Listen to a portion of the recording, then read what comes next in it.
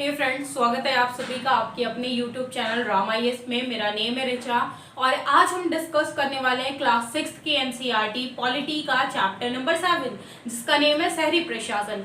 इससे पहले वाले लेसन में हमने देखा था गांवों के प्रशासन के बारे में। तो अगर हम गांव के प्रशासन के बारे में बात करें तो वहां पे हमने रूरल लेवल पर बात की। अब यहाँ पे हम बात करेंगे अर्बन लेवल पे कि यहाँ पे गवर्नमेंट्स वर्क कैसे करती हैं, यहाँ पे क्या प्रोसेस होता है, अगर आपके को कोई प्रॉब्लम है तो आप किससे अपनी शिकायत करेंगे।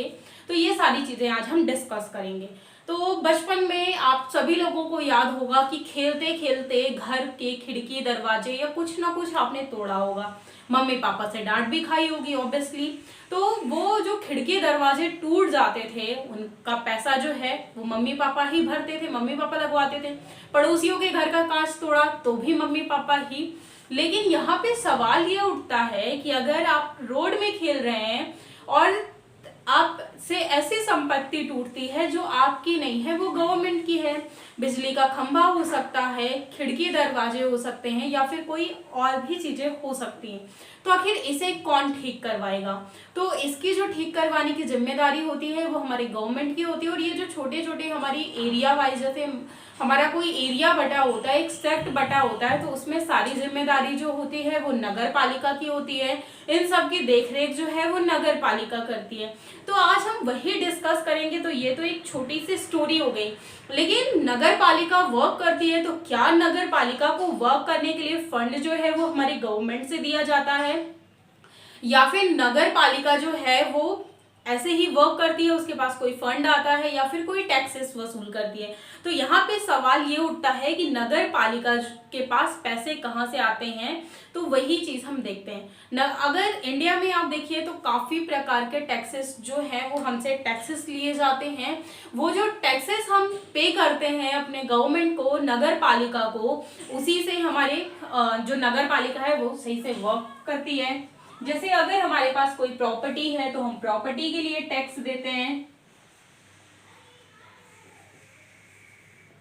हम प्रॉपर्टी टैक्स पे करते हैं, वाटर टैक्स पे करते हैं।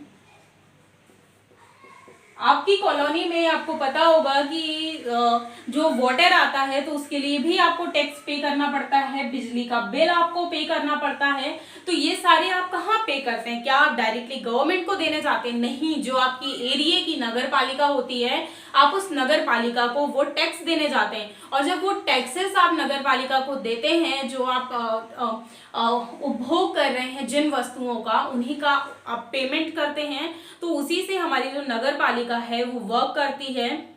तो ये चीज यहाँ पे, ये आप नगर पालिका का वर्क याद रखिएगा कि नगर पालिका काम कैसे करती है। उसके अलावा हम देखें कि बहुत सारी चीजें ऐसी होती हैं। पहले जो थी वो नगर पालिका में कौन हुआ करते थे? गवर्नमेंट एम्प्लॉय हुआ करते थे। लेकिन आज अगर हम प्रेजेंट टाइम की बात करें तो एक शब्द आ गया है निजीकरण। आखिर ये निजीकरण होता क्या है? निजीकरण को इंग्लिश में कहा जाता है प्राइवेटाइजेशन। अब ये प्राइवेट, पहले जो आप देखिए कि नगर पालिका में जो एम्प्लॉय होते थे वो गवर्नमेंट होते थे।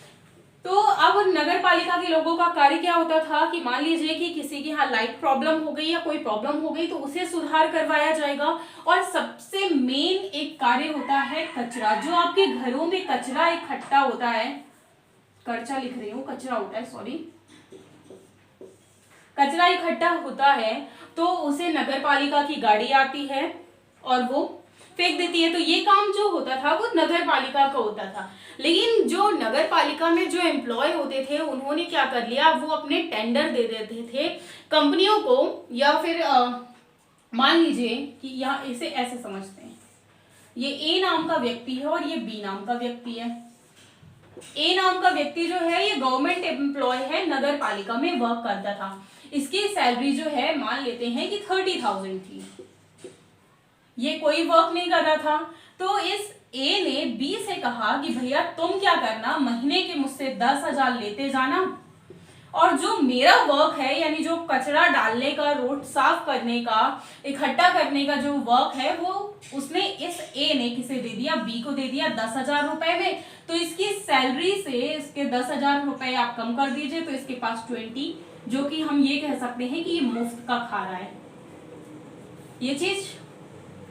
तो यही चीज जो है हो रहा है आज के टाइम पे, और यही जो है प्राइवेटाइजेशन है, यानी जो गवर्नमेंट कंपनियां हैं या फिर जो गवर्नमेंट कर्मचारी है वो प्राइवेट लोगों को कुछ % देकर अपना वर्क करवा लेते हैं। तो आई होप आपको निजीकरण का जो कॉन्सेप्ट है वो समझ में आया होगा। तो यहाँ पे ये चीजें जो समझने लायक है वो इतनी ही हैं। यहाँ पे एक बात आपको हमेशा याद रखनी है, ये हमारी मॉरल वैल्यू भी बनती है कि जो हमारे घर में कचरा है हमेशा हम अपने घर में 2 डस्टबिन रखें, एक में सूखा कचरा डालें और एक में गीला कचरा डालें। उससे मेनली जो कहीं ना कहीं शायद ही हमें एक झंझट वाला काम लगता है, लेकिन उससे जो दूसरे लोग हैं उनका बहुत बड़ा प्रॉफिट हो जाता है। कैसे प्रॉफिट हो जाता है? जब ये कचरा गाड़ियों में भरकर जाता है तो वहां पे ये कचरे की छटाई की जाती है, उसमें से जो चीजें दोबारा रिसाइकल की जा सकती हैं, यूज किया जा सकता है, उनको निकाला जाता है। जो फ्रूट्स वगैरह हैं, जो सब्जियां हैं, उनकी कोशिश की जाती है कि खाद बना ली जाए,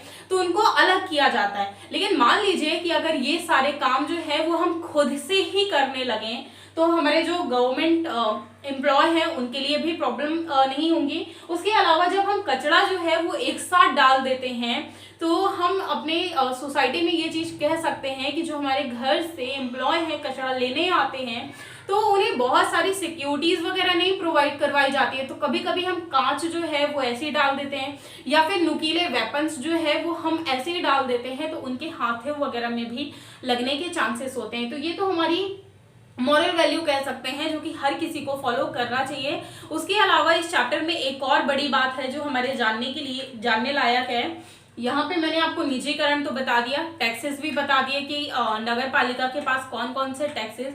उसके अलावा पहले की अगर हम बात करें तो पहले जो है यहाँ पे सफाई वगैरह नहीं हुआ करती थी। अब यहाँ पे जब सफाई नहीं हुआ करती थी तो सूरत के बारे में आप सभी लोगों ने सुना होगा। सूरत में एक टाइम पे यहाँ पे ये बहुत बड़ा शहर है, काफी ज्यादा फेमस है। तो सूरत की अगर हम बात करें तो भारत के सबसे गंदे शहरों में सूरत को गिना जाता था और एक टाइम पे काफी ज्यादा यहाँ पे बीमारियां वगैरह भी फैली थी, लेकिन उसके बाद यहाँ पे साफ सफाई की गई। और प्रेजेंट टाइम में अगर हम बात करें तो इंडिया में भी सफाई अभियान चलाए गए थे जिसमें सभी लोगों ने बढ़ चढ़कर हिस्सा लिया। बहुत सारे शहर जो थे वो काफी ज्यादा पॉल्यूटेड उसमें आते थे तो वो बहुत ज्यादा साफ भी हुए। ये हमारी जिम्मेदारी बनती है कि हम अपने शहर को और आसपास के वातावरण को साफ रखें ताकि बीमारियां, बहुत सारी जो बीमारियां हैं वो हमारे समाज में ऐसे ही फैलती हैं, हमारी गलतियों के कारण ही फैलती हैं। तो उन सब चीज़ों की ये हमारी जिम्मेदारी है कि हम उन्हें साफ रखें। इस चैप्टर में मेनली जो चीज़ें थी निजीकरण का कॉन्सेप्ट था, उसके अलावा कौन सी गवर्नमेंट चीज़ें हैं, कौन सी पर्सनल चीज़ें हैं, तो हम वो कैसे, नगर पालिका का कॉन्सेप्ट था। यही चीज़ें थी चैप्टर में जानने लायक। इसे आज के लेसन को यहीं पे समाप्त करते हैं और मिलते हैं नेक्स्ट वीडियो में। वीडियो को लाइक कर दीजिएगा, चैनल को सब्सक्राइब कर दीजिएगा और ये जो क्लासेस हैं वो बहुत ज़्यादा और दूसरे व्यक्तियों के काम भी आ सकती हैं तो उन्हें शेयर कर दिया करिए। ये आपकी जिम्मेदारी बनती है कि वीडियो लेक्चर्स को शेयर कर दीजिए तो बहुत सारे जो लोग हैं वो भी फ्री में लाभ उठा सकते। थैंक यू, मिलते हैं नेक्स्ट वीडियो में। Bye bye, take care.